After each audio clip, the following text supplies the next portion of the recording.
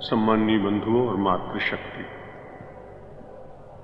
हम सब लोग पिछले 3-4 दिनों से भगवान श्री राम के माध्यम से कुछ आध्यात्मिक चिंतन कर रहे हैं। हम सभी लोग जानते हैं कि इस देश में अनेक देवताओं का सम्मान है। प्रत्येक व्यक्ति की अपनी अपनी अलग अलग निष्ठा होने के कारण उसके साधना के क्षेत्र भी भिन्न हैं, पर साधना के पश्चात जो आनंद की अनुभूति होती है संसार में, वो सबकी एक ही अनुभूति होती है। मिष्ठान्न के रूप अलग अलग होते हैं, चाहे कोई व्यक्ति बालूशाही खाए और चाहे कोई कलाकंद। उसमें थोड़े से स्वाद के अंतर के बाद जो वास्तविक स्वाद है वो तो केवल उसके माधुर्य का ही होता है, और उस माधुर्य में संसार में कोई अंतर प्राप्त होता नहीं। वो माधुर्य और मधुरता लगभग एक ही साम्य अवस्था में प्रत्येक मिष्ठान्न के भीतर दिखाई पड़ती है। जिन पदार्थों के द्वारा वे भिन्न भिन्न रूप में होने पर भी अपने उस माधुर्य को प्रदान करते हैं, वो संसार में शर्करा भी लगभग एक ही होती है। ठीक इसी प्रकार से राम, कृष्ण, शिव, दुर्गा, गणपति, सूर्य और भिन्न भिन्न छोटे मोटे अन्य देवता जिनकी पूजा वनवासी करते हैं,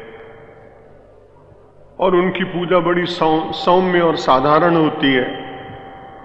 संसार में संपन्न व्यक्तियों की पूजा के लिए बहुत अर्थ चाहिए, और दीन, गरीब, बलहीन, अशिक्षित व्यक्ति अपने परमात्मा को अपनी झोपड़ी के सामने ही एक पत्थर को सिंदूर से रंग देने के बाद उसमें भगवान की कल्पना कर लेता है। संपन्न लोगों को परमात्मा को सजाने में बहुत समय लगता है, क्योंकि वे स्वयं सज-धज कर रहते हैं, इसलिए उनको अपने आराध्य को भी श्रृंगारित करने की इच्छा ये मनोविज्ञान की दृष्टि से कुछ ठीक ही लगती होगी। लेकिन परमात्मा तो किसी भी रूप में पूजा जा सकता है, माना जा सकता है, आराधन उसका किया जा सकता है। हम सब लोग इन दिनों में भगवान श्री राम की चर्चा एक ग्रंथ के माध्यम से कर रहे हैं। उसकी महिमा आप कई दिन से श्रवण कर रहे हैं।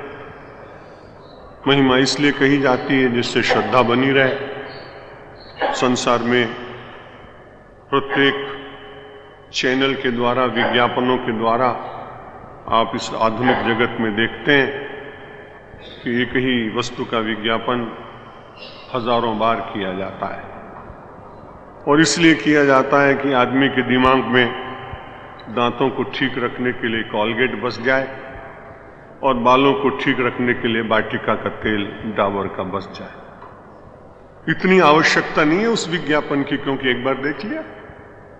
लेकिन उस महिमा को स्थापित करने के लिए करोड़ों रुपए खर्च किए जाते हैं। कुछ दिनों पहले मुझसे किसी ने पूछा कि हर ग्रंथ के पहले ये महात्म क्यों लिखा है।